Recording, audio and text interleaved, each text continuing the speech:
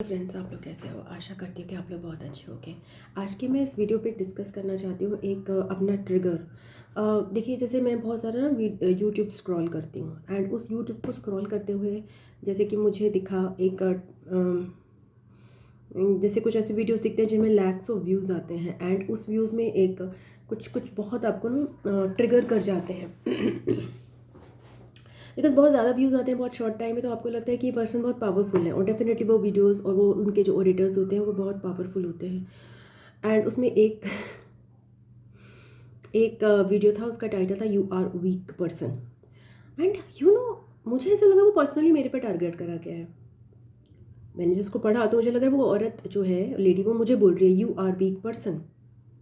That much personal it feels to me जब कोई इस तरह की बात बोलता है ना। जैसे सपोज अगर 100 लोग खड़े हैं और 100 लोग 200 लोग भी खड़े हैं and anybody says to me no you are weak person, I believe it's me and it is not I who is believing, it's my inner child.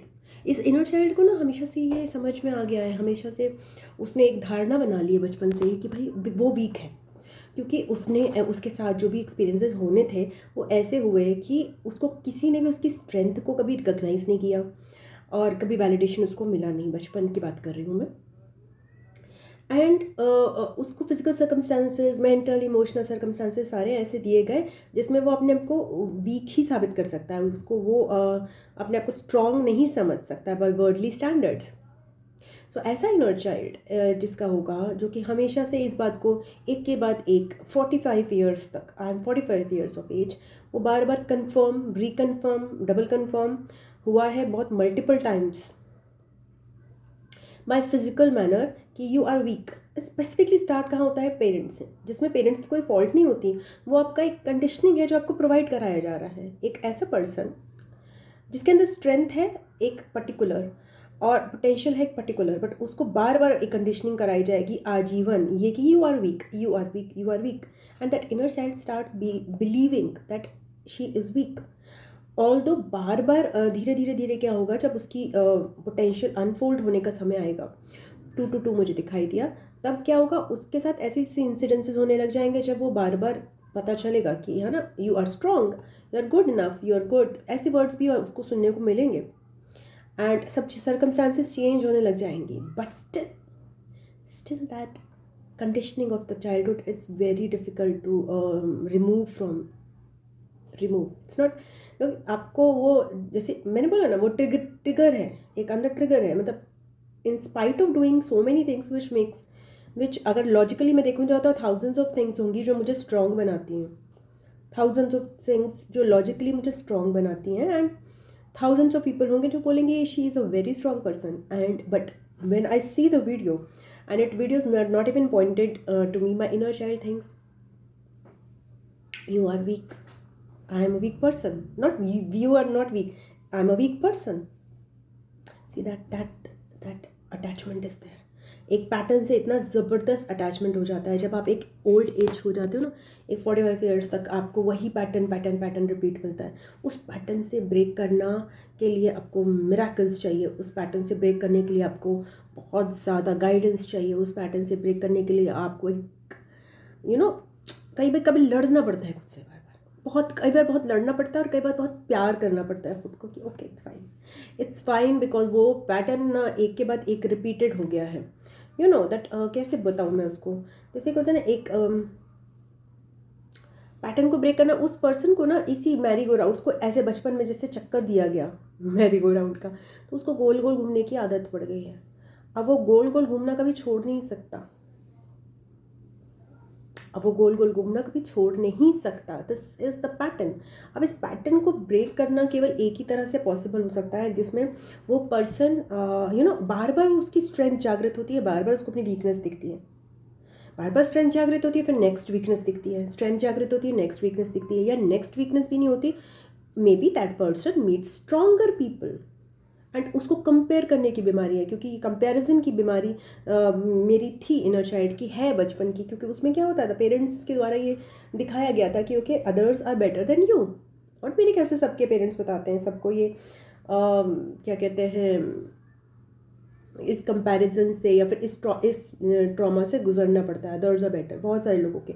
और फिर मेरे केस में क्या था कि एक पेरेंट साइलेंट थे और एक पेरेंट जो था वो कुछ भी जो उनकी फेमिनिन एनर्जी बोलती थी उससे मेरे को असर पड़ता था। बट सी मेरे केस में क्या था, parents were speaking the language which was my subconscious.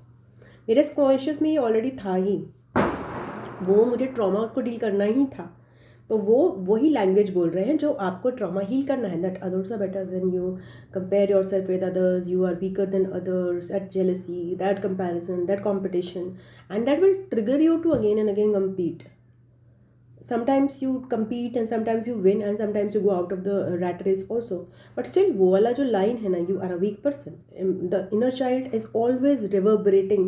It's always वहाँ पे उसका जो एक जैसे कि ना एक उस लाइन पर वो इनर चाइल्ड मेरा कैसे है बताती हूँ मैं आपको, what feeling I get. Solar plexus पे मैं दर्द होता, जब मैंने वो लाइन पढ़ी ना, मेरे सोलर प्लेक्सस पे प्रेशर पड़ा और मेरी बाउंड्री स्ट्रांग हो गई। This is not for me, although it was not for me, but I was like, I search for videos and I get triggered, and then I just try to like, I just shut up, I don't want to listen to you. But my inner child wants to find out the narcissists, wants to find out the people who are more powerful than me and then get triggered by them. And this is the journey that I am leading. I know it might sound very counterproductive also, but it is what it is. यहाँ पे एक ही solution निकाल सकता है कि आप ऐसे persons को गाइड करो, ऐसे पर्सन्स को मोटिवेट करो जो सेम जर्नी से गुजर रहे हैं, और कोई आपके पास ऑप्शन ही नहीं है। Because at the end inner child का जो पैटर्न है, इनर चाइल्ड वो रिपीट करेगा ही करेगा। Only thing is you can grow, only thing is you can keep growing, you keep evolving, because it will always कहीं ना कहीं वो लाइन हमेशा उस इनर चाइल्ड को स्ट्राइक करेगी, ट्रिगर करेगी। बट अब प्रॉब्लम यहाँ पर पता है क्या है, अब वो इनर चाइल्ड को कभी अगर उसने वैलिडेशन दूसरों का लेना शुरू कर दिया, ओके दूसरे का मांगना शुरू कर दिया या फिर उसके उन पे आधारित होगा, तो वो इनर चाइल्ड कभी ग्रो भी नहीं कर पाएगा। बिकॉज वो इनर चाइल्ड का ग्रोथ ही विदाउट वैलिडेशन है, कि उसको वैलिडेट नहीं करा जाएगा और फिर वो अपनी पाथ फाइंड आउट करेगा। That is a rebels path, वो रेबल की पाथ है, अनयूजुअल अनकन्वेंशनल पाथ है। तो अगर आपको वैलिडेट करा जा रहा है, इसका मतलब आप पहले से लोगों को समझ में आ रहा है कि आप सही रास्ते पे चल रहे हो। The people behind you they know your path already, that means that only, तभी तो आपको वैलिडेट किया जाएगा। बट आपको उनको आपकी बात अजीबो गरीब लगेगी, तभी तो वो आपको वैलिडेट नहीं करेंगे। वो कहेंगे क्या कर रहे हो यार, तुम तो बिल्कुल ही बेकार हो, तुम तो बिल्कुल वीक हो, तुम तो सनकी हो, तुम तो डफर हो, तुम तो ये हो तो वो तो इसलिए करेंगे ना, because you are following a unconventional path. So yes, this only solution to this, when your inner child gets triggered like this, takes it personally लेता है inner child, बड़ा personally होता है ना, that inner child is very personal, दिल पे लग जाती है, सबकी दिल पे लगती है। कोई जितना भी स्ट्रॉन्ग हो दिल पे लगती है, कुछ चीज़ें ना दिल पे लग जाती हैं, like that. And this is not the one thing that I'm talking about. And only thing is, in that case, if you have that much severe trauma of inner child, जिसमें आपको हर चीज़ पर्सनल लगती है ना, तो only thing is you get personal with people and try to resolve their trauma. That is the only path that you can take. When you motivate others, आप खुद grow करते हो। जब आप दूसरों को ग्रो कराते हो, दूसरों को अपहेल्ड करते हो हायर पे, तो आप खुद भी ग्रो करते हो। That is the only option, isn't it? I feel so. आप बताइएगा आप क्या फील करते हो। Thank you, god bless you, bye bye.